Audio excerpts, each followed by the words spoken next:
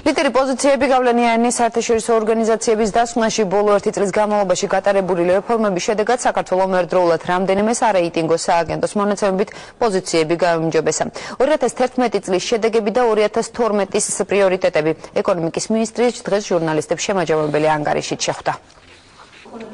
Վերակոբալիամ ეკონომიკური წლის შეჯამება საერთაშორისო სარეიტინგო სააგენტოების მონაცემებით დაიწყო.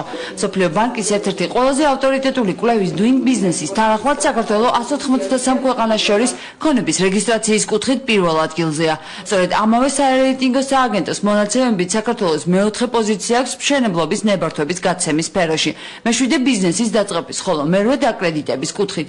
სარეიტინგო ქულები ოფიციალურმა თბილისმა Standard & Poor's-ის, Fitch-ისა და Moody's კვლევების მიხედვითაც გაიუმჯობესა. 2011 წელი ეკონომიკური კუთხით იყო ძალიან წარმატებული, რადგან ჩვენ ვართ ერთ-ერთი ქვეყანა, ყაზახეთი და საქართველო არიან ერთადერთი ქვეყნები, სადაც სარეიტინგო კომპანიებმა აღმაღლეს ჩვენი რეიტინგი.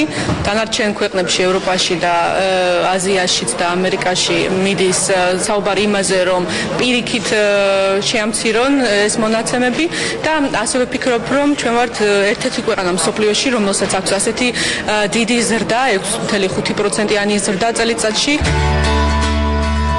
From the Arlberg region of Austria. ეკონომიკის სამინისტროს ერთ-ერთ პრიორიტეტულ მიმართულებად 2012 წელსაც ტურიზმი რჩება. წელს ქვეყანაში შარშანდელთან შედარებით ვიზიტორების ოდენობა 43%-ით გაიზარდა. დამთვალიერებლებისა და სტუმრობის მოსაზიდად ტურიზმის დეპარტამენტმა მასშტაბური სარეკლამო კამპანია საზღვარგარეთზე ქვეყნის შიგნითაც ჩაატარა. იყო travel channel-ზე, ვინაიდან საკმაოდ წარმატებული პროექტი იყო, განსაკუთრებით ის დოკუმენტური ფილმი, რომელიც ღვინის ტურიზმზე არის.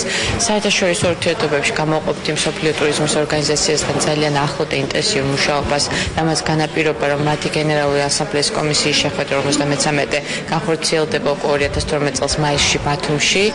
მოგზაურებისა და სტუმრობის მატება საქართველოში გარკვეულწილად ახალი ავიაკომპანიების შემოსვლასაც უკავშირდება. ქართულ აეროპორტებში Fly Dubai, ჩინური ავიახაზებისა და ყაზახური ავიაკომპანიების ლაინერებიც დაფრინავენ. Ყველა ახალ ავიაკომპანია შემოყავს ახალი მგზავრი, რაც გულისხმობს იმას, რომ იზრდება მგზავრთა რაოდენობა და წელს პრაქტიკულად უპრეცედენტო ზრდა გქონდა, დაახლოებით 32% ზრდა გქონდა მგზავრებში და გადავაჭარბეთ მილიონს, რაც პრაქტიკულად არ გქონია ძალიან პერიოდის განმავლობაში.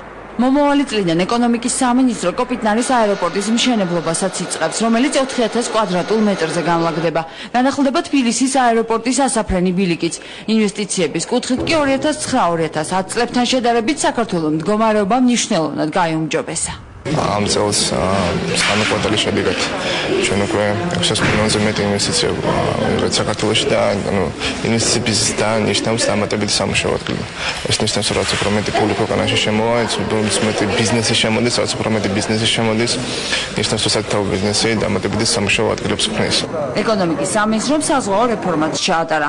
მომავალ წელს კი ქართულ მეზღვაურთა სერტიფიკატების აღიარებაც დაიწყება.